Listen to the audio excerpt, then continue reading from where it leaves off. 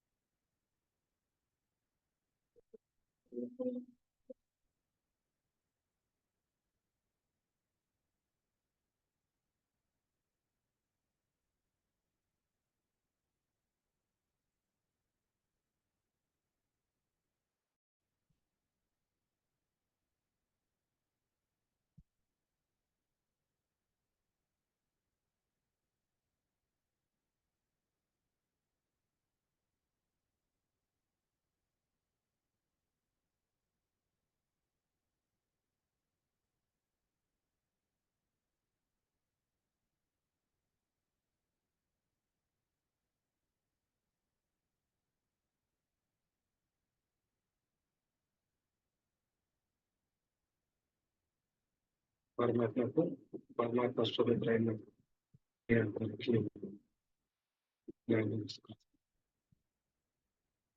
మనం ఈరోజు ఈ సత్సంగ కార్యక్రమం చేస్తున్నాం కదా. మనం శ్రీచక్రము అంటే పరమాత్మకు మానవ దేహానికి ఉన్న సంబంధాన్ని గురించి యాక్చువల్గా మనం చదువుకుంటున్నాము. ఇవాళ ఏం చేద్దామంటే ఇవాళ అది శబరి నవరాత్రి అంటే దసరా రోజు నవరాత్రి సందర్భంగా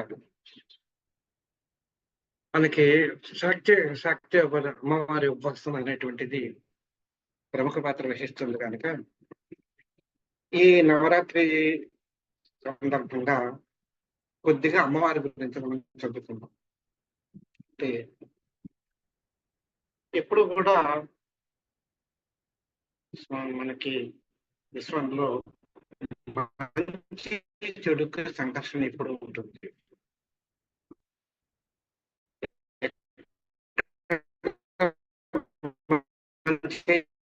ఉంటుందో అక్కడ చెడు తప్పకుండా ఉంటుంది, అక్కడ తప్పనిసరిగా మంచి కూడా ఉంటుంది. సనాతన ధర్మంగా అంటే ధర్మయుక్తంగా ఎక్కడైతే ఉంటుందో ధర్మం అక్కడే ఉంటుంది. ఎందుకంటే ధర్మం మీద పై చేయి సంపాదించాలనే ధర్మం అనుకుంటుంది, ధర్మాన్ని అణచివేయాలని చెప్పి ధర్మం అనుకుంటుంది.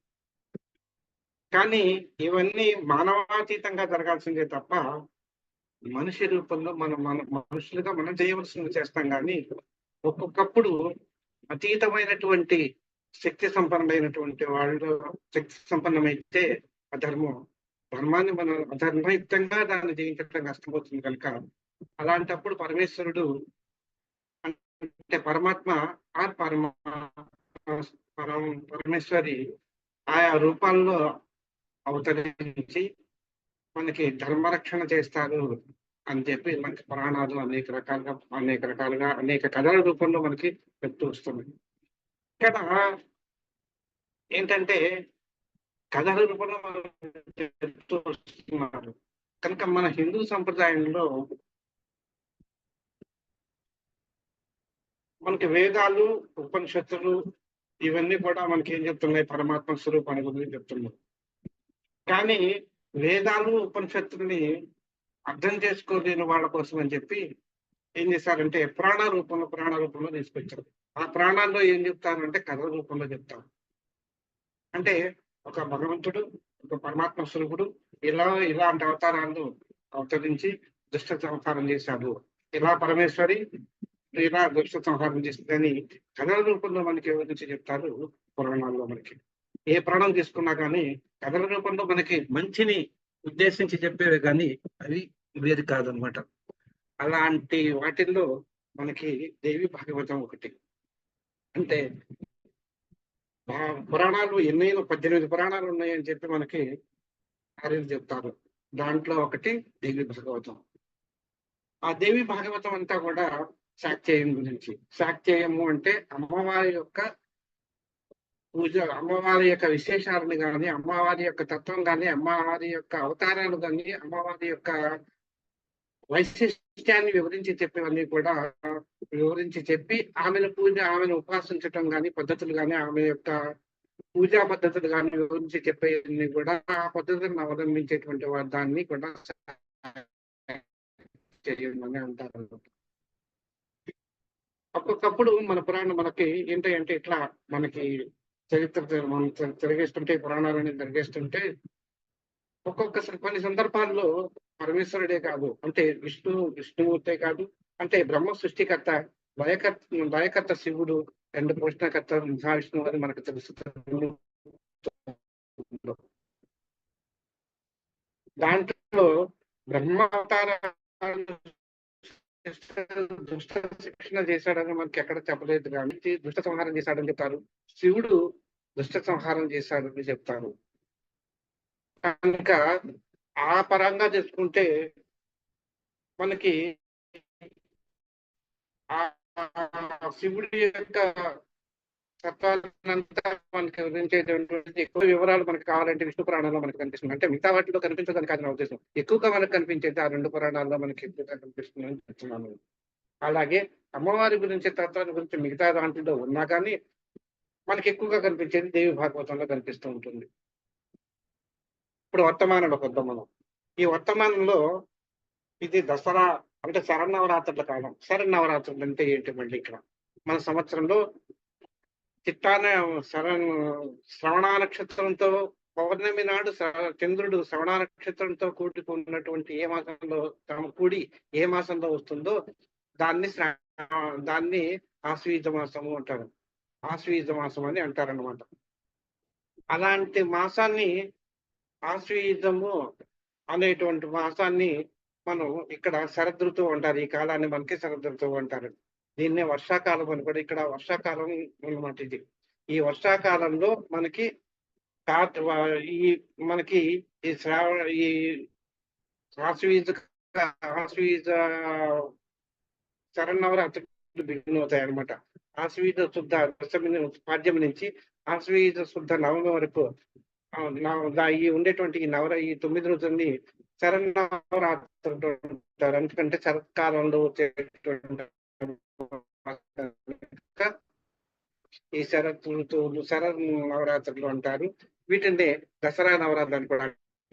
వీటి యొక్క విశిష్ట పూర్వకాలంలో మనకి మహిషాసురుడు అనేటువంటి ఒక రాక్షసుడు ఉండేవాడని చెప్పి, ఆ రాక్షసుడు బ్రహ్మ గురించి తపస్సు చేశాడని చెప్తారు. ఆ తపస్సు చేసినటువంటి పూర్వకాలంలో రాక్షసులకి దైత్యులకి అంటే దేవతలకి ఎప్పుడు కూడా క్లాషెస్ ఉండేవి.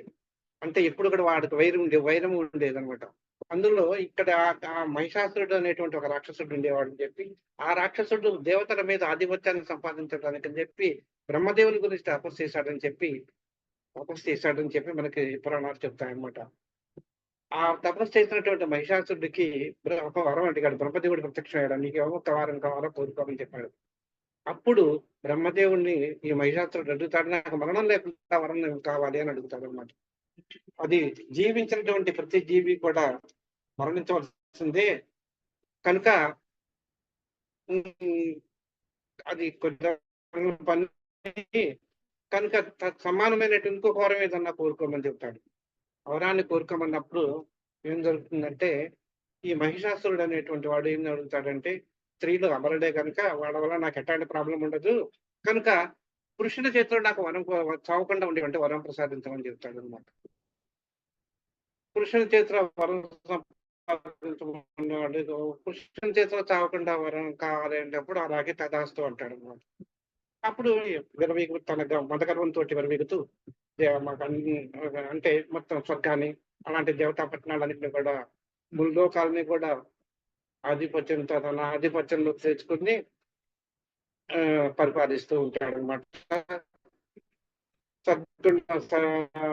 సత్పురుషులందరినీ కూడా బాధ పెడుతూ ఉంటాడు అనమాట. దగ్గరికి వెళ్ళి మొరబెట్టుకుంటాడు ఏమనంటే, ఇదిగో మహిషాసురుడు ఈ విధంగా ఉన్నాడు, ఇట్లాంటి రాక్షసుడు సత్సంపన్నుడైనటువంటి వారందరినీ కూడా కూర్చోబెడుతున్నాడు. వారి నుంచి ఎలాగా మనం రక్షించాలి అని చెప్పి. అలాంటి సమయంలో ఏం జరుగుతుందంటే అతను క్రోధంతోటి అడుగుతూ ఉంటాడు. అంటే అతనికి అంత కోపం అన్నమాట మహిషాసురుని మీద. ఆ క్రోధంలో నుంచి వచ్చినటువంటి ఒక స్త్రీమూర్తి పుట్టుతుందన్నమాట. ఆ స్త్రీమూర్తి పుట్టినప్పుడు ఆ స్త్రీమూర్తియే దుర్గా అని చెప్పి ఒక శక్తి రూపం పుట్టిందన్నమాట. అంటే ఆ శక్తి రూపానికి 18 చేతులుంటాయి. ఆ 18 చేతులు ఉండేటువంటి ఆమెకి శక్తి స్వరూపిణి అని పేరు పెట్టారన్నమాట. ఆమెకు విష్ణువు, బ్రహ్మ, శివుడు మొదలైన వాళ్ళందరూ కూడా వాళ్ళ ఆయుధాలందరినీ కూడా ఆ శ్రీమూర్తికి ఇచ్చేసారు. శ్రీమూర్తికి ఇచ్చి అతను మహిషాసురుడిని చంపడానికి పంపించారన్నమాట. అప్పుడు ఆ మహిషాసురునితో ఆమె యుద్ధం చేసి దాదాపు 9 రోజులు యుద్ధం చేసి సంహరించింది అని చెప్తారు. 10వ రోజున ఆమె విజయగర్వంగా పదవ రోజున ఏం చేస్తుందంటే ఆమెను మహిషాసురుని చంపినటువంటి ఫలంగా 10వ రోజున ఉత్సవం చేసుకుంటారన్నమాట. మహిషాసురుడు సంహరింపబడ్డాడు అని చెప్పి. అదే మనకి విజయదశమి అయింది.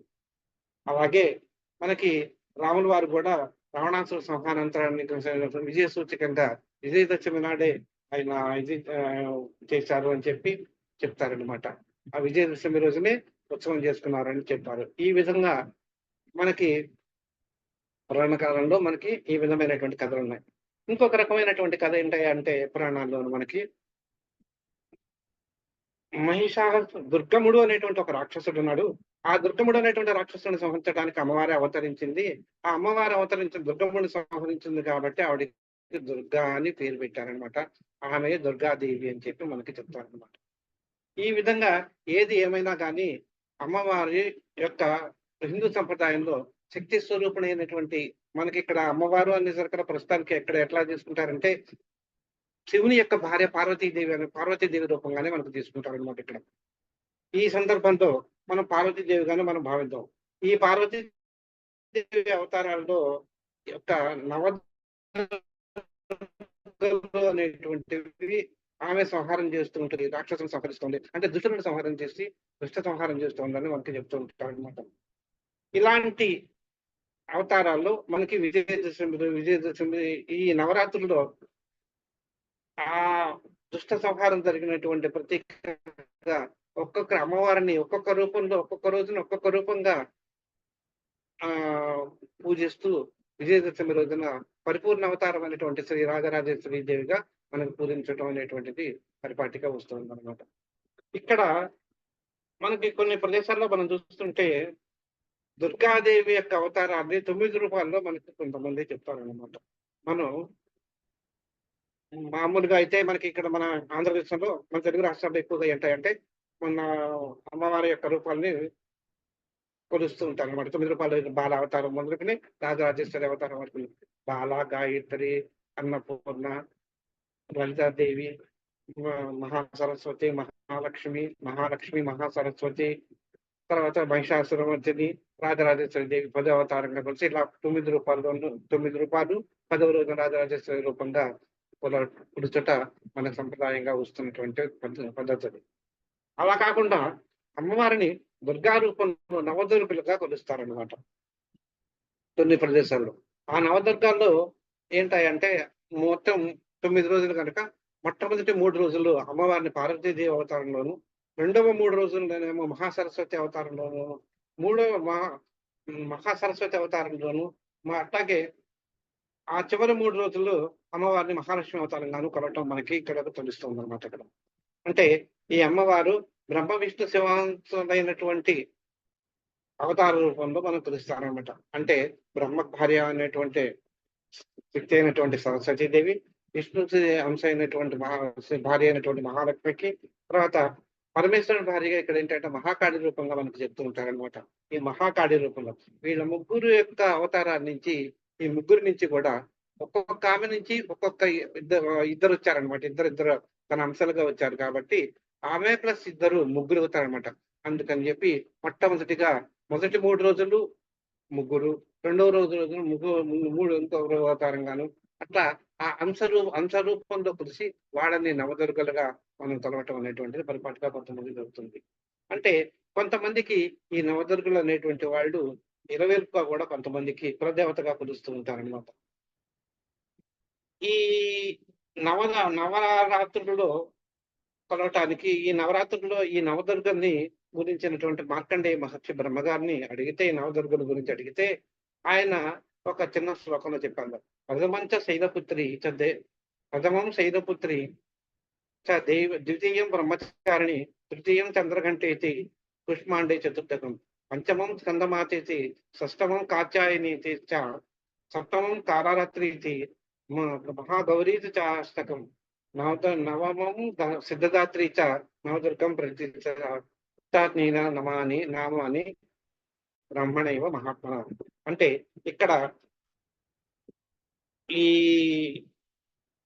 మొట్టమొదటి అవతారంగా శైలపుత్రి దేవిని శైలపుత్రి గాను, ద్వితీయం బాల బాల బ్రహ్మచారిణి గాను, తృతీయం మూడవ రోజున చంద్రఘంటే అవతారంగాను, నాలుగవ రోజున పుష్పాండి దేవి గాను, ఐదవ రోజున స్కందమాత గాను, ఆరవ రోజున కాత్యాయని మాత గాను, ఏడవ రోజున కాలరాత్రి దేవత గాను, ఎనిమిదవ రోజున మహాగౌరి గాను, తర్వాత తొమ్మిదవ రోజున సిద్ధదాత్రి గాను, ఈ విధంగా నవదుర్గ రూపంలో మనకు చూపడం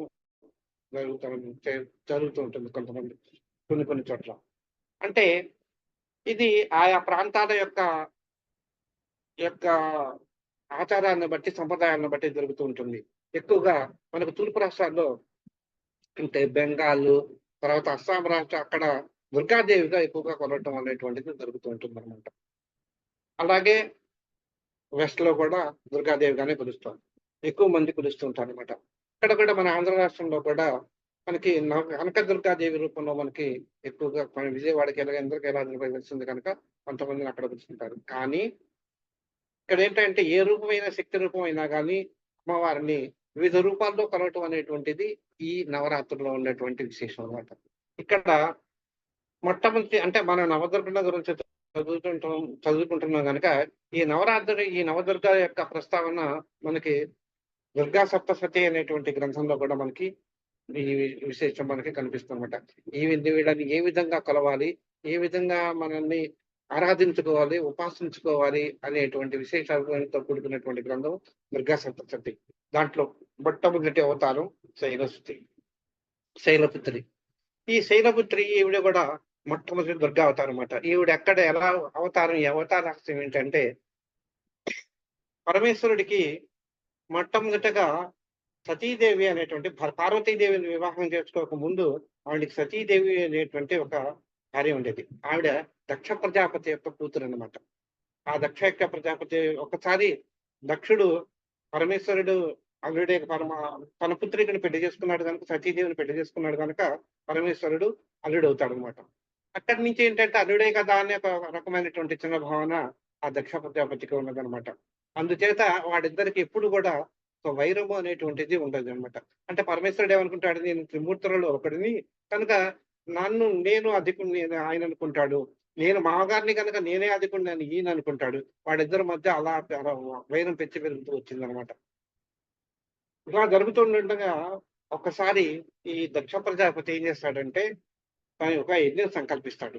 ఆ యజ్ఞంలో పరమేశ్వరుని యొక్క ఆహ్వానించడం అనమాట. పరమేశ్వరుని ఆహ్వానించకుండా ఒక యజ్ఞాన్ని చేయాలని చెప్పి ప్రయత్నం చేస్తాడు. ప్రయత్నం చేసినప్పుడు యజ్ఞం జరుగుతూ ఉంటుంది. అప్పుడు ఆ సమయంలో పరమేశ్వరుని యొక్క భార్య అయినటువంటి సతీదేవి దక్షిణి వద్దకు వచ్చి, అంటే ఈశ్వరుని లేకుండా ఉన్నటువంటి యజ్ఞం మంచిది కాదు నీకు అని చెప్పి చెప్తుందన్నమాట. దానికే అతనికి చాలా అహంకార భావం వల్ల అతను ఒప్పుకోడు అనమాట.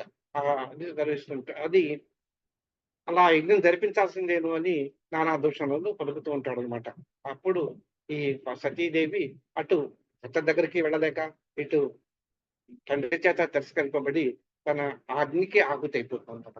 అలాంటి సమయంలో పరమేశ్వరుడు ఉగ్రరూపుడై తాని నుంచి వీరభద్రుడు అనేటువంటి ఒక స్వరూపాన్ని వీరభద్రుడిని గుర్తించి ఆ వీరభద్రుడు మహాకాళి సమేతంగా బయలుదేరి దక్ష యజ్ఞ ధ్వంసం చేస్తాడు అనమాట.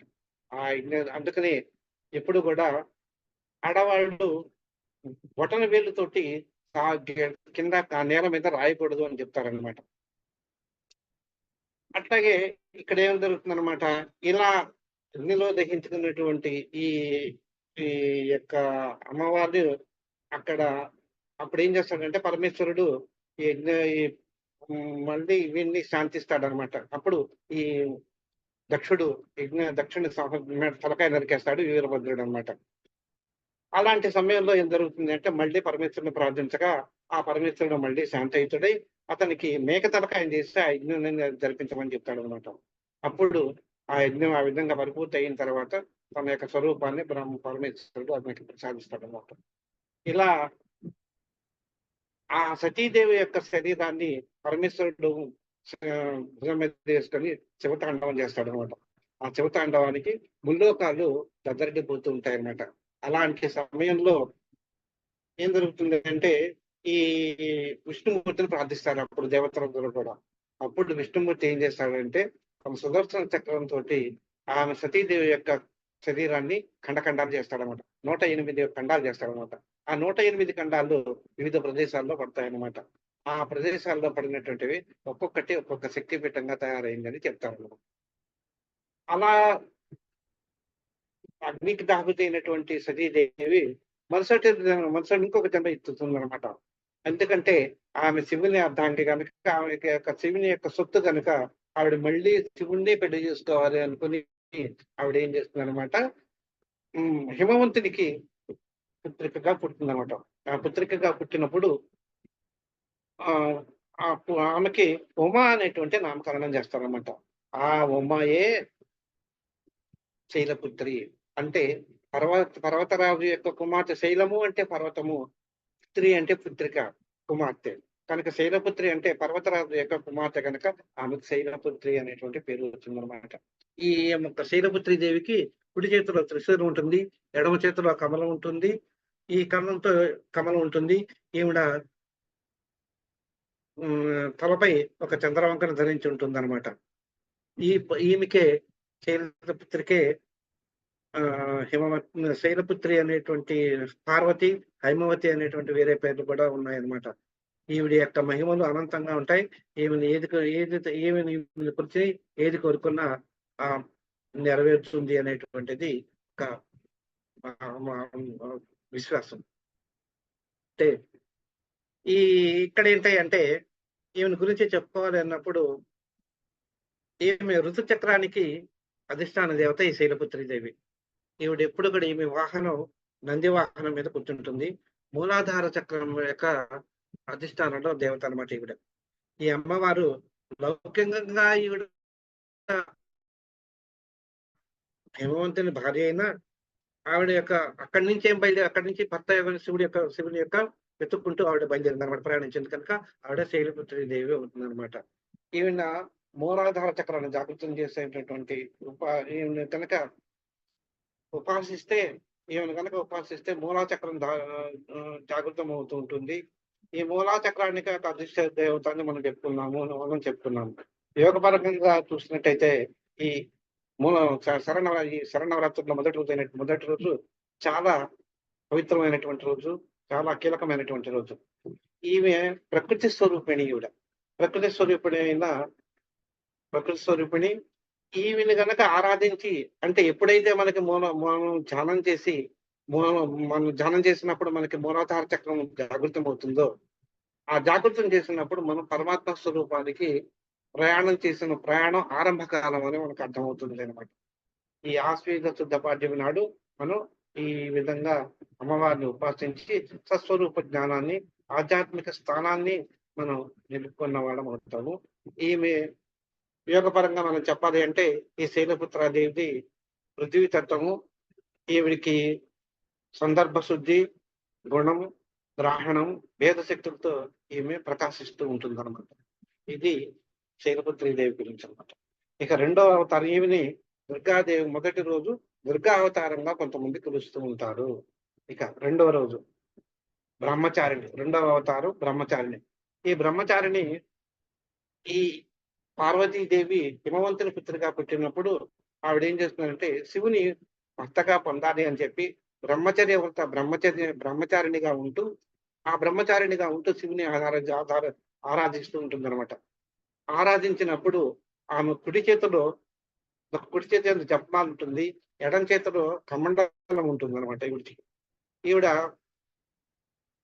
పరమేశ్వరుని గురించి తీవ్రమైన తపస్సు చేసి ఆహ్, ఆ తపస్సు చేయటంలో ఈ దేవి స్వరూపం మహా జ్యోతి స్వరూపంగా వెలుగొందుతూ ఉంటుందన్నమాట. ఈవిడ గనక ఉపాసిస్తే అన్ని శుభాలు కలుగుతాయి. సిద్ధులకేమో సిద్ధ పురుషులకేమో అనంత శుభాలు కలుగుతాయని చెప్పి మనకి చెప్తూ ఉంటుందన్నమాట. ముఖ్యంగా ఏంటంటే బ్రహ్మచారిణి దేవిని కొలవటం వల్ల నిశ్చలమైనటువంటి భక్తి కలుగుతుంది. తర్వాత అనంతమైనటువంటి మనశ్శాంతి కలుగుతుందని మనం చెప్పుకోవచ్చనమాట. ఈ బ్రహ్మచారిణి అంటే క్రియేటివిటీ. బ్రహ్మ అంటే క్రియేటర్. మనలో ఆధ్యాత్మిక చింతన అనేటువంటిది కలగటానికి, దాన్ని అంటే దాన్ని ముందుకు వెళ్ళటానికి సహాయపడేటువంటి దేవత ఈ బ్రహ్మచారిణిగా మనం చెప్పవచ్చనమాట. అంటే ఇక్కడేంటంటే ఈమెను గనక కొలిచినట్టయితే అన్నీ తెలిసినవాడు. బ్రహ్మ అంటే జ్ఞానం. జ్ఞానము అంటే ఇక్కడ అన్నీ తెలియటం అనేటువంటిది, మనకు తెలుసుకోవటము, తెలియటము అనేటువంటిది బ్రహ్మే. ఇక్కడ ఏం తెలియాలి మనకి? ఈ జగత్తంతా పరమేశ్వరమయము అనేటువంటిది తెలియాలి. ఆ పరమేశ్వరమయంలో తాను ఉన్నాడు గనక తాను బ్రహ్మస్వరూపునిగా మారటానికి ఉపయోగపడేటువంటిది ఉపయోగపడేయటము అనేటువంటిది మనకి ఇక్కడ తెలుస్తుంటుంది. ఇక్కడ చారిణి అంటే కదలటం. చారిణి అంటే ఇక్కడ కదలటం అనమాట. ఇక్కడ అంటే ఒక పనిలో నిమగ్నం అవ్వటానికి, అంటే మూవ్ అవ్వటానికి కారణభూతమైనటువంటిది ఈ బ్రహ్మచారిణి. అంటే ఇక్కడ బ్రహ్మచర్యంలో మనకు ఉండి అంటే వేదజ్ఞానం అంటే ఇక్కడ బ్రహ్మజ్ఞానం అనమాట. బ్రహ్మజ్ఞానం సంపాదించుకుంటూ మనం ముందుకు సాగటానికి, జీవితాన్ని పారమార్థిక జీవనంలో ముందుకు సాగటానికి సహకరించేటువంటి దేవత ఈ బ్రహ్మచారిణిగా మనం భావించవచ్చు అన్నమాట. పూర్వకాలంలో ఒక తారకాసురుడు అనేటువంటి ఒక రాక్షసుడు ఉండేవన్నమాట. అతడు చావకుండా వరం సంపాదిస్తాడు. ఎలా సంపాదిస్తాడంటే శివుని యొక్క కుమారుడి చేతిలో మాత్రమే తనకి మరణం కావాలి అని కోరుకుంటాడన్నమాట అతను. ఆ కరం ఆ కా చేస్తున్నప్పుడు శివుడేమో దక్షయజ్ఞం అయిన తర్వాత సతీదేవిని కోల్పోయిన తర్వాత ఆయన మహాతపస్సులో ఉండిపోతాడనమాట. ఆ తపస్సులో ఉండిపోయినప్పుడు ఆ తపస్సుని ఉండిపోయినప్పుడు దేవతలందరూ వెళ్ళి ఆమెని తనకు మన్మధుడిని కోరుతారు. ఏమంటే పరమేశ్వరునికి ఆ పార్వతి హిమవంతుని పుత్రిక అయినటువంటి పార్వతీదేవి మీద మనసు కలిగేటట్టు చూడు నాయనా. చూస్తే అక్కడ తపస్సు అప్పుడు వాడిద్దరికి పుట్టినటువంటి కొడుకు ఎవరైతే ఉంటారో అతని చేతిలో ఈ తారకాసురుడు సంహారం జరుగుతుంది అని చెప్పి చెప్తాడనమాట. అలాగా ఈ పరమేశ్వరుడు ఏం చేస్తాడంటే అదే విధంగా ఆ టైంలో పార్వతీదేవి ఎలా ఉన్నది అంటే బ్రహ్మచర్య వ్రతం స్వీకరించి తాను నిశ్చలమైనటువంటి జపం చేస్తూ పరమేశ్వరుని మీద నిమగ్నమై పరమేశ్వరుడి మీద మనసా వాచా కర్మలో తన మనసంతా కూడా నిమగ్నం చేసి ఘోరమైనటువంటి తపస్సు చేసుకుంటూ ఉంటుంది. అలాంటి సమయంలో అలాంటి రూపంలో ఉండేటువంటి దేవతే మనకి ఈ బ్రహ్మచారిణి. ఇక మూడవది ఇక చంద్రఘటాదేవి. చంద్రఘటాదేవి అంటప్పుడు చంద్ర అనేటువంటిది చంద్రుడు అని మనకు తెలుసు. మనకి శిరస్సున చంద్రఘంట అనేటువంటి ఈ ఘంటాకృతి అర్ధచంద్రుడు ఘంటాకృతిలో ఉంటాడు కనుక చంద్రుడు అంటే అది దాదాపు చవితి నాడు మనం చూసినట్టయితే ఆ ఎలా ఉంటుందో అర్థం కన్నా ఒక ఒక అర్ధచంద్రుడి కన్నా తక్కువ ఉంటుందన్నమాట అది. చవితి నాడు చంద్రుడు ఏ విధంగా ఉంటాడో దాదాపు అది ఘంటాకారంలో ఉంటుందన్నమాట. అలాంటి ఘంటాకారంలో ఉన్నటువంటి చంద్రుణ్ణి తన శిరస్సులపై దాల్చింది కనుక ఆమె చంద్రఘంటాదేవి అనేటువంటి పేరు కలిగి ఉంటుంది అనమాట. ఈమెకి శరీరం అంతా కూడా బంగారు కాంతిమయమై ఉంటుంది. ఈమె చేతుల్లో ఖడ్గము మొదలైనటువంటి అస్త్రాలన్నీ కూడా ఉంటాయి. ఈమె సింహవాహిని. ఆమె ఎప్పుడు కూడా దుష్ట సంహారం చేసి తన భక్తులను రక్షించాలి అనేటువంటి కోరికతోటి ఆవిడ ఉంటుంది కనుక ఈవిడ్ని ఈవిడ్ని స్మరించడం అనేటువంటిది భక్తులకు సదా ఉత్తమం అనేటువంటిది మనకి తెలుస్తుంది అనమాట. ఇక్కడ ఏంటాయి అంటే ఈ చంద్రఘటాదేవి యొక్క కథ ఏంటాయి అంటే శివుడు పార్వతీదేవి ఇద్దరికి వివాహం నిశ్చయించారు. శివుడు తరలి వస్తున్నాడు పెళ్లి దీనికి ఇంటి పెళ్లి మండపానికి తరలి వస్తున్నాడు. ఆయన ఎలా వస్తున్నాడయ్య అంటే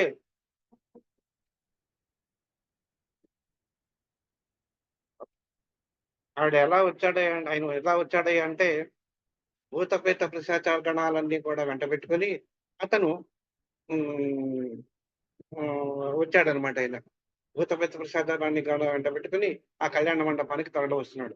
అలాంటి తరలి వస్తున్నప్పుడు ఆ హిమవంతుని భార్య ఏమంటుందంటే ఆ పార్వతీదేవితోటి అమ్మా ఇతను ఇలా పిశాచ గణాలతో అన్ని బయలుదేరి వస్తున్నాడు ఇతను, కనుక ఇతన్ని మనము ఇతను పెళ్లి చేసుకోవద్దు, నువ్వు ఇలా ఉన్నాడు, ఈయన్ని చేసుకుని నువ్వేం సుఖపడతావు నువ్వు, కనుక ఈ మ్యారేజ్ వద్దమ్మా అని చెప్తున్నాడు. కాదమ్మా, ఆయన పరమేశ్వరుడు, లోకాన్ని శాసించేటువంటి సత్తా కలిగినటువంటి ఆయన ఆయనే పెళ్లి చేసుకుంటాను అంటుంది. అప్పుడు ఈ ఈమె ఈ ఈ పార్వతీదేవి, హిమవంతుని పుత్రికగా ఉన్నటువంటి పార్వతీదేవి శివుని ప్రార్థించినప్పుడు ఆయన ఒక సుందర మోహనాకారంగా మళ్ళీ ఆమెకు కనిపించగానే ఆవిడ సంతృప్తి చెంది వాళ్ళిద్దరి వివాహానికి ఒప్పుకుంటుందన్నమాట. అంటే ఈమె ఈమె ఏం చేస్తుందన్నమాట, ఈమె అందుచేతనే ఈవిడ చంద్రఘట అవతారంగా ఎత్తింది అని మనకి చెప్తారనమాట. ఈవిడ ఎప్పుడైతే దేవతలు శుంభులు నిశుంభులు అనేటువంటి రాక్షసులు ఇద్దరు ఉన్నారనమాట, వాళ్ళిద్దరిని యుద్ధం చేస్తుంటే శివపార్వతుడి కుమార్తెగా కౌశికగా దుర్గాదేవి తిందనమాట. అలాంటి ఈ శుంభులు ఏం చేస్తారంటే యుద్ధం చేస్తుంటే ఆమె యొక్క అందాన్ని చూసి వాడు నేను చేసుకుంటాను వీళ్ళని అని చెప్పి వాళ్ళిద్దరు కొట్టాడుకుంటూ ఉండగా ఈ చంద్రఘటాదేవి వాడు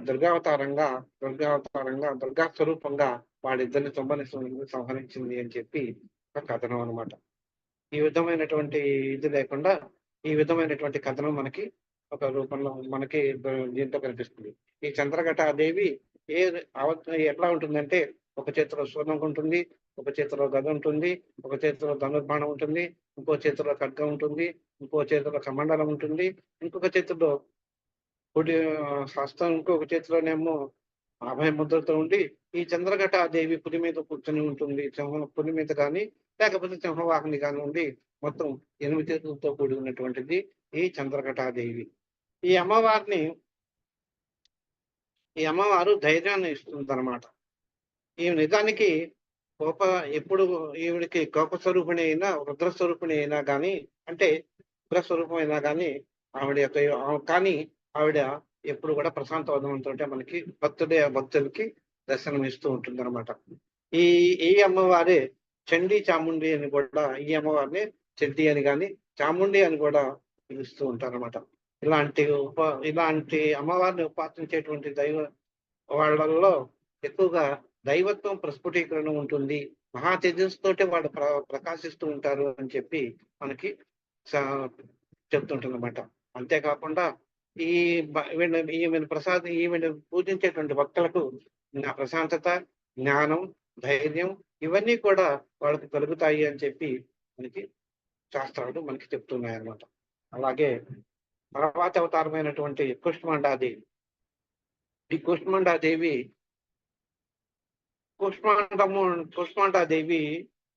ఎప్పుడు కూడా నవ్వుతూ ఉండేటువంటి మొహం ఈవిడే దరహాసం చేస్తూ ఈమెను సృష్టి చేస్తుంది అనమాట. కుష్మ అండము అంటే ఈవిడికి పుష్పము అండము అంటే బ్రహ్మాండము అని అర్థం. దరహాసం చేస్తూ అంటే అవలీలగా చిరునవ్వుతోటి ఆవిడ బ్రహ్మాండాన్ని సృజిస్తుంది కనుక ఈవిడికి కుష్మాండాదేవి అనేటువంటి పేరు కలిగింది అనమాట. ఈవిడ అత్యంతమైనటువంటి బ్రహ్మ తేజస్సుతో సూర్యమండలావర్తిని అని చెప్పుకోవచ్చు. సూర్యుని కన్నా బ్రహ్మదేవుని కన్నా ఎక్కువమైనటువంటి తేజస్సుతోటి ఈవిడ ప్రజ్వలితూ ఉండి సకల భూతాలను తనలో నుండి సకల వస్తువుల్లోనూ సకల ప్రాణాలలోనూ ఆమె తేజస్సుని నింపి ఉండేటువంటి దేవియే. ఏ జీవుల్లో అయితే ఆమె యొక్క తేజస్సు ఉంటుందో అన్ని జీవుల్లోనూ ఆమె యొక్క తేజస్సు ఉంటుంది. ఏ తేజస్సు అయితే అన్ని జీవుల్లోనూ ఉంటుందో అటువంటి దేవి కుష్మాండాదేవి అని చెప్పి చెప్తారనమాట. ఈ కూష్మాండాదేవి కు అంటే చిన్న, కూష్మము అనేటువంటి శక్తి, అండ అంటే విశ్వం. అంటే తనకున్నటువంటి చిన్నపాటి శక్తితోటి అంటే విశ్వాన్ని సృష్టించగలిగేటువంటి అమ్మవారు కనుక ఈమెని కూష్మాండాదేవి అని అంటారనమాట. ఈమెను పూజిస్తే ఆరోగ్యము, ఐశ్వర్యము లభిస్తాయనేది ఆహ్, మనకి భక్తుల యొక్క విశ్వాసం అన్నమాట. ఈవిడకి 8 చేతులతోటి ఉంటుంది. ఒక చేతిలో చక్రం, ఖడ్గం, గద, పాశం ఇలాంటి ఆయుధాలన్నీ కలిపి పులి వాహనం మీద ఈవిడ కూర్చొని ఉంటుందన్నమాట. ఇలా అమ్మవారు ఈ విశ్వమంతా ఏమీ లేనప్పుడు, అంటే శూన్యమై ఉన్నప్పుడు ఆమె నుంచి ఒక వెలుగును, ఆమె యొక్క వెలుగు నుంచి ఆమె నుంచి ఒక చిరునవ్వు నవ్వినప్పుడు, ఆమె చిరునవ్వు నుంచి ఒక వెలుగు వస్తుందని, ఆ వెలుగు కూడా ఆ వెలుగుకి ఆ వెలుగు సూర్యునికి వెలుగునిస్తుందని చెప్పి చెప్తారనమాట. అలాంటి దేవి దేవి. ఆ సూర్యుని మధ్య భాగంలో సూర్యుని మధ్య భాగంలో ఈ అమ్మవారు నివసిస్తూ ఉంటుంది. ఈ దేవి నివసిస్తుంటుంది అని చెప్పి చెప్తారనమాట. ఈ దేవి యొక్క ఎడమ కంటి కాంతి నుంచి నల్లని రూపంలో ఉండేటువంటి ఒక అమ్మవారు ఉద్భవిస్తుంది. అమ్మవారు జనించింది. అది ఆ అమ్మవారికి భయంకరమైనటువంటి రూపంగా, అంటే ఉగ్ర రూపంలో ఉంటుంది. ఆ అమ్మవారికి 10 చేతులు, 10 తలకాయలు, 10 కాళ్ళు, 30 కళ్ళు, ఇలా 30 చేతులు, 30 కాలు వేళ్ళు ఇలా ఉంటూ ఆ అమ్మవారు వచ్చినటువంటి మహా భక్తుదే అంటే దుష్టులైనటువంటి రాక్షసాదేవి యొక్క ఈ కుష్మాండ ఉంటాయి అన్నమాట. ఈ మూడో కంటి నుంచి ఇంకొక చోటికి కిరీటం ధరించి వివిధ ఆయుధాలను చేతిలో పట్టుకొని ఆవిడ మహాలక్ష్మి రూపంలో మనకి ఉద్భవించింది అని చెప్పి చెప్తారు అన్నమాట. ఇక మూడోది ఏంటంటే కుడికంటి నుంచి శాంతమూర్తి అనేటువంటి ఒక అమ్మవారు ఉద్భవించింది కనుక ఆ అమ్మవారి పేరే మహాసరస్వతి అని చెప్తారు. వస్త్రాలు ధరించి 8 చేతులు కలిగి వివిధమైనటువంటి అంటే త్రిశూలము, చక్రము, దంపరకము ఇలాంటి అన్ని కూడా 8 చేతులను ధరించి రత్న సింహాసనం పైన కూర్చుంటుంది కనుక ఈ దేవి ఆ అమ్మవారి యొక్క రూపం, మహాసరస్వతి రూపం అని చెప్తుంటారు. అంతేకాకుండా ఈ మహాశక్తి ఈ ఎప్పుడైతే కన్నికాదేవిని ఉద్భవించిందో, ఆమె కన్ను పడిందో ఆ నుంచి ఒక పురుషుడు ఉద్భవించాడు అనమాట. ఆ పురుషుడికి 5 ముఖాలు, 15 కళ్ళు, 10 చేతులు ఉండి అతను పుట్టి చర్మం ధరించి ఉంటాడు అని చెప్పి చెప్తారనమాట. అతను కూడా తనపై కూడా చంద్రవంక ధరించి ఉంటుంది. అతనికి శివుడు అని పేరు పెట్టింది ఆవిడ. ఈ మహాకాళి నుంచి పుట్టినటువంటి ఈ స్త్రీ తెల్లగా ఉండి 4 చేతుల్లోనూ పాశము మొదలైనటువంటి ఆయుధాలను ధరించినటువంటి దేవి అని చెప్పి చెప్తారనమాట. ఆవిడే శక్తి స్వరూపం. అలాగే బ్రహ్మ లక్ష్మి యొక్క స్వరూపం నుంచి ఎప్పుడైతే మహాలక్ష్మీదేవి స్వరూపం నుంచి మహాలక్ష్మి స్వరూపం మీద ఆవిడ దృష్టి పడిందో సృష్టికర్త అయినటువంటి బ్రహ్మ ఉద్భవించాడు అని చెప్పి, బ్రహ్మదేవుని ఉద్భవింపజేస్తుంది అని చెప్పి చెప్తారనమాట. ఈ విధంగా దేవి యొక్క రూపాన్ని దుర్గాదేవి యొక్క రూపంగా చెప్తుంటారనమాట. స్కందమాత. ఇక్కడ స్కందమాత అంటే స్కందుడు అంటే మనకి కుమారస్వామి. అంటే ఈయన యొక్క పార్వతీదేవి కుమారుడిలో పార్వతీదేవి యొక్క కుమారుడే స్కందుడు. ఈ స్కందుడి యొక్క అవతారంగా అమ్మవారి కనుక ఈ ఐదో అవతారమైనటువంటి స్కందమాత అమ్మవారి కార్తికేయుని యొక్క అంటే కార్తికేయుడే పార్వతీదేవి యొక్క కుమారుడు. ఆయన్నే మనం సుబ్రహ్మణ్య స్వామి అంటాము, రకరకాల పేరుతో మనం. ఆవిడ యొక్క తల్లి కనుక ఆమెకి స్కందమాత అనేటువంటి పేరు వచ్చింది అనమాట. ఈ స్కందమాత యొక్క అమ్మవారిని పూజించడం వల్ల మనకి ఏం కలుగుతుందంటే మోక్షము, శక్తి, ఐశ్వర్యపూర్వకం కలుగుతుందని చెప్పి మనకి చెప్తూ ఉంటారు అనమాట. ఈవిడ కూడా ఏం చేస్తుందంటే మనకి ఈ పరమేశ్వరుడి తారకాసురుడిని సంహరించాలి అన్నప్పుడు అప్పుడు తారకాసురుడు అంటే స్కంద పురాణంలో కుమారస్వామి యొక్క ఆవిర్భావానికి కారణమైనటువంటిది ఈ స్కందమాత అని చెప్తారన్నమాట. కనుక స్కందుడి యొక్క తల్లి కనుక ఈవిడి స్కంద స్వరూపంగా మనం పూజిస్తూ ఉంటారనమాట. అలాగే నెక్స్ట్ అవతారం 6వ అవతారము కాత్యాయని దేవి. ఈ కాత్యాయని ఏంటంటే ఈవిడ బ్రహ్మ విష్ణు మహేశ్వరులతోటి ఈ కాత్యాయని మాత ప్రకాశిస్తూ ఉంటుందన్నమాట. ఈ స్కందమాత కాత్యాయని మహత్వ యొక్క పూజలు అందుకున్నది కనుక ఈమెని కాత్యాయని దేవి అని కూడా అంటారనమాట. ఈ కాత్యాయని దేవిని సేవించటం వల్ల ధర్మార్థ కామోక్షం అనేటువంటి చతుర్విధ పురుషార్థములు మనకి లభిస్తాయని చెప్తారు. రోగములు, శోకములు, సంతాపాలు, తర్వాత భయాలు, ఇలాంటి జన్మాంతరంలో చేసినటువంటి పాపాలన్నీ కూడా నశిస్తాయి అనేటువంటిది నశిస్తాయని చెప్తారు అనమాట. ఈ కాత్యాయని దేవి నవదుర్గల్లో 6వ అవతారం అనమాట.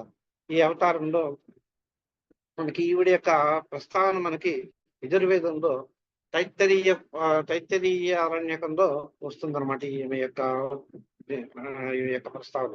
అలాగే మార్కండేయ పురాణంలో, దేవి భాగవతంలో కూడా ఈవిడ యొక్క అవతార విశేషాల గురించి, ఈవిడ యొక్క విశేషాల గురించి మనకి వాటిలో చెప్తూ ఉంటారన్నమాట.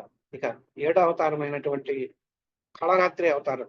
ఈవిడ కాళరాత్రి అవతారంలో ఈవిడ శరీరం నల్లగా ఉంటుంది. ఈవిడ నల్లని వర్ణం కలిగినటువంటి తర్వాత తలపై కేశాలన్నీ కూడా చల్లాచెదురుగా పడి ఉంటాయి. మెడలో హారాన్ని ధరించి నేత్రాలు మాత్రం అగ్నిగొండాల వల్లే ప్రకాశిస్తూ ఉంటాయి. ఇలాంటి అమ్మవారి యొక్క దేవుని అభయముద్రను కలిగి ఉంటుంది. ఈవిడనే కాళరాత్రి దుర్గ అనే అవతారంగా చూస్తారు. ఈవిడని చూస్తానికి మిక్కిలి భయంకరంగా ఉంటుంది, కానీ ఈవిడ శుభంకరి అనేటువంటి నామంతో కూడా పిలుస్తూ ఉంటారన్నమాట. కానీ భక్తులైనటువంటి వారికి మాత్రం ప్రశాంత వదనంతో ఆవిడ దర్శనం ఇచ్చి ఆవిడ యొక్క ఏమాత్రం కూడా భయాందోళనకు లోను కావాల్సిన అవసరమే లేదని చెప్తారన్నమాట. ఈవిడ తర్వాత ఇలాంటి మహాకాళి అవతారాన్ని శుక్లపక్ష పాడ్యమి నుండి 9 రోజులు 8వ రోజు అవతారాన్ని ఈ మహాకాళి అవతారంగా 7వ అవతారం కాళి అనమాట. ఈవినే మహాకాళి అని, భద్రకాళి అని, భైరవి అని, మృత్యు అని, తర్వాత రుద్రాణి అని, చాముండి అని, చండి అని, దుర్గా అని అనేక నామాలతోటి ఈవిని పిలుస్తూ ఉంటారన్నమాట. అలాగే ఈమె యొక్క ఈవిడ శుభకారి అనేటువంటి నామంతో కూడా పిలుస్తారని చెప్తున్నాను కనుక ఈవిని పూజించినప్పుడు ముఖ్యంగా భయనాశనం అనేటువంటిది పోతుంది. ఎలాంటి దుష్ట శక్తులు మన దరికి చేరవు అని చెప్తూ ఉంటారు అన్నమాట నేను కాళరాత్రిని ఉపాసించడం వల్ల. తర్వాత నెక్స్ట్ 8వ అవతారం. 8వ అవతారము మనకి మహాగౌరీదేవి. ఈ మహాగౌరీదేవి 8 సంవత్సరాలు కలిగినటువంటి అవతారం బాలికగా మనకి కన్యకగా మనకి మహాగౌరీదేవి కనిపిస్తూ ఉంటుంది అనమాట. ఈవిడ గౌరవర్ణం కలిగి మల్లెపూలు, శంఖం, చంద్రుని తరిపింపజేయటటువంటి అంటే చక్కటి ధవళకాంతులు వెలతలుతూ ఆవిడ మనకి కనిపిస్తూ ఉంటుంది అనమాట. ఈవిడ పార్వతీ అవతారంలో పార్వతీదేవి పరమశివునికి తపస్సు చెందటానికి వచ్చినప్పుడు ఆవిడ యొక్క ప్రసన్న వదనానికి శివుని గంగాజలంతో ఆవిడ అభిషేకించగా ఆవిడ శ్వేతవర్ణంలో కనిపించిందంట. అందుచేత గౌరవర్ణంలో కనిపించిందంట. అలాంటి గౌరవర్ణంలో కనిపించింది కనుక ఆ శివుణ్ణి పూజించేటప్పుడు ఆయన గౌరవర్ణంలో అమ్మ కనిపించింది కనుక ఆమెని మహాగౌరి అనేటువంటి పిలిచారన్నమాట. ఈమె యొక్క శక్తి అమోఘంగా ఉంటుంది. ఈమె యొక్క సకల శుభాలను కలిగించేటువంటి దేవత కనుక భయాలు కలగవు, దైన్య దుఃఖాలు కలగవు,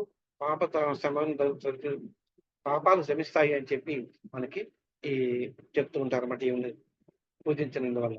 అలాగే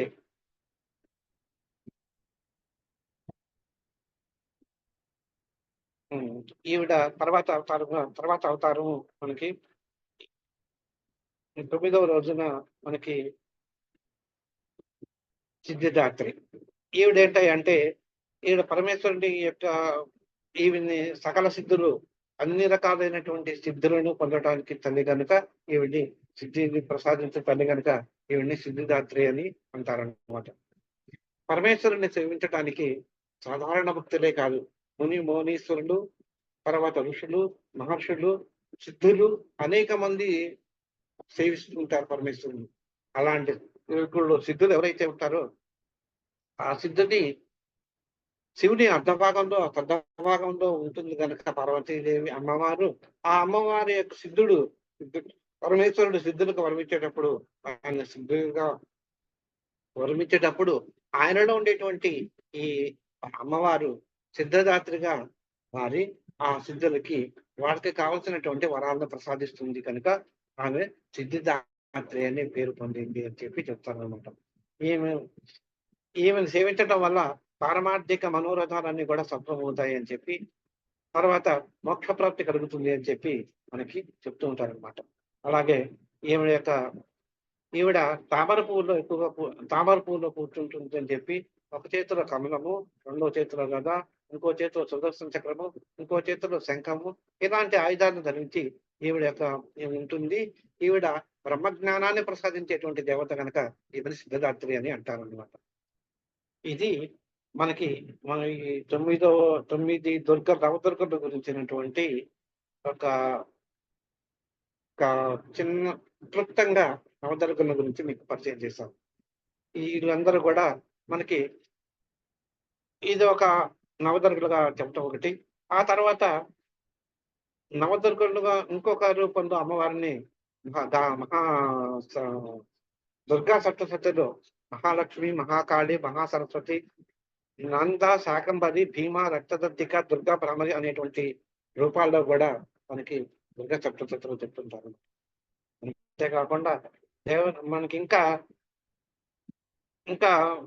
సప్తశతులు మరి ఇంకో రూపంలో కూడా మనకు చెప్తారు. నంద, శతాక్షి, శాకంబరి, భీమ, రక్తదంతిక, దుర్గా, భ్రామరి అనేటువంటి 7 సప్తశతుల గురించి కూడా మనకి దుర్గా సప్తశతి అనేటువంటి గ్రంథంలో మనకి చెప్తూ ఉంటారు అనమాట.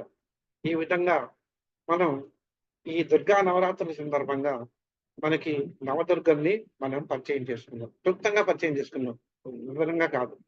క్లుప్తంగా ఏ రోజున ఏ అమ్మవారిని మనకి అవతారం వైశిష్టాన్ని గురించి మనం తెలుసుకున్నాం. ఇలా చేసుకున్న తర్వాత 10వ రోజున మనం ఏంటనమాట, రాజరాజేశ్వరి పూర్ణావతారం అనమాట. పూర్ణావతారంగా మనం రాజరాజేశ్వరి దేవిని మనం కొలుసుకుంటాం.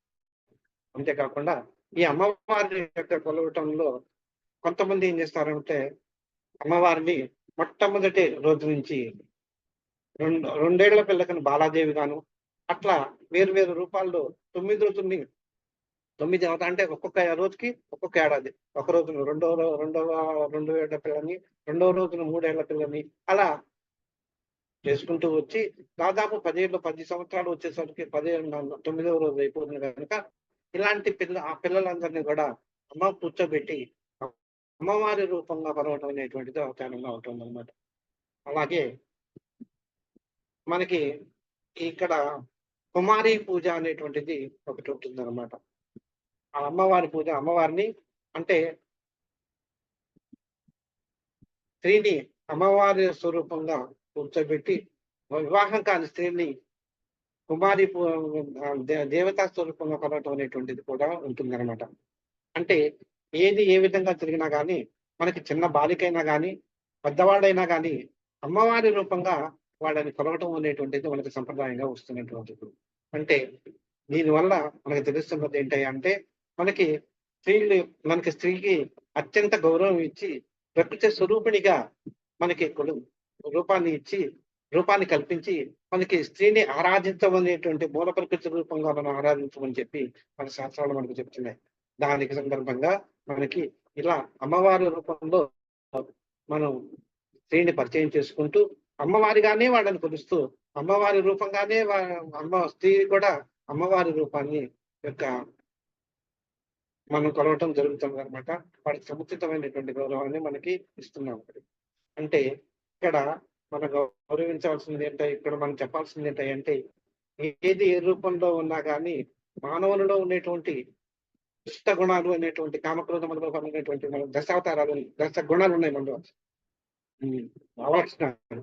ఈ అవలక్షణాలన్నింటినీ కూడా ఈ 10 రోజుల్లోనూ ఒక్కొక్క రోజుకి ఒక్కొక్క గుణాన్ని మనం తొలగించుకుంటూ ఏ అమ్మవారిని పూజిస్తే ఆ అమ్మ ఆ రోజున ఒక అమ్మవారిని ఒక్కొక్క రోజున ఒక్కొక్క దుర్గుణాన్ని వదులుకుంటూ వచ్చి చివరికి 10వ రోజున పరిపూర్ణ మూర్తిగా మనం పొందాలన్నటువంటిదే, మనకి పరిపూర్ణమైనటువంటి సాధకులుగా రూపొందాలనేటువంటిదే ఈ దుర్గా దసరా యొక్క ఆంతర్యం.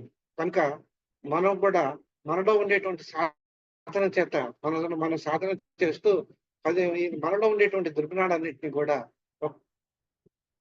తొలగించుకుంటూ మనకి వద్దామనమాట. అలాగే ఈ నవదుర్గలే మనలో ఉండేటువంటి షట్చక్రాలకి, సప్తచక్రాలకి గూడా అధిదేవతలుగా కొంతమంది చెప్తూ ఉంటారనమాట. ఈ విధంగా మనం శక్తి ఉపాసన చేయటం వల్ల మనలో ఉండేటువంటి శక్తి చైతన్యం అంటున్నాం. మనలో ఉన్నటువంటి ఈ శక్తి చైతన్యమే కుండలిని రూపంలో, మూలాధార రూపంలో ఉంటుంది అని చెప్పాం మనం ఇక్కడ. 3:30 చుట్లు చుట్టుకున్నటువంటి ఒక సర్పాకారంలో ఉండేటువంటి శక్తి ఉంది అని చెప్పాం. ఆ శక్తి మనం ఎప్పుడైతే మనం ఉపాసిస్తున్నామో ఈ దేవతల్ని, ఒక్కొక్క చక్రము యాక్టివేట్ అవుతూ ఉంటుందన్నమాట. మూలాధార చక్రాన్ని శైలపుత్రీదేవి మూలాధార చక్రాన్ని యాక్టివేట్ చేస్తుంది అని చెప్పాం. ఆమెను ఉపాసిస్తే మూలాధార చక్రం యాక్టివేట్ అవుతుందని చెప్పుకున్నాం. అంటే ఈ మూలాధారంలో ఉండేటువంటి కుండలిని శక్తి మనకి ప్రచోదితం అవుతుంటుంది. అంటే పైకి కదులుతూ ఉంటుంది. అది మనకి సుషుమ్నా నాడి ద్వారా ప్రయాణించి మనకి సహస్రారంలో ఉండేటువంటి పరమేశ్వరుని చేరుతుంది. అదే మనకి యొక్క కామేశ్వరుని చేరుతుంది. అంటే అట్లాంటి కామేశ్వర రూపమే కామేశ్వరుని వద్దకు చేరటమే మోక్షము అనేటువంటి అని మనకి శాస్త్రాలు చెప్తుంది. కనుక మనం కూడా వివిధ అమ్మవారిని యొక్క సేవించి ఈ దసరా రోజుల్లో, ఈ దసరా సమయంలో అమ్మవారిని మనం సేవించి మనం కూడా ధన్యులం అవుదాము అని చెప్పి మీరందరూ కూడా ధన్యులు కావాలి అని కోరుకుంటున్నాను. ఇది నవదుర్గల గురించినటువంటి విశేషంగా నేను ఇవాళ చెప్పదలుచుకున్నటువంటి మీకు సందేశం. ఏమన్నా అడుగుతారా ఎవరైనా?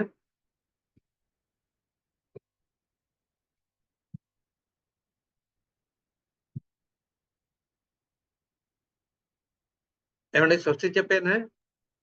ఓకే అండి. సర్వే జనా సుఖినో భవంతు. లోకం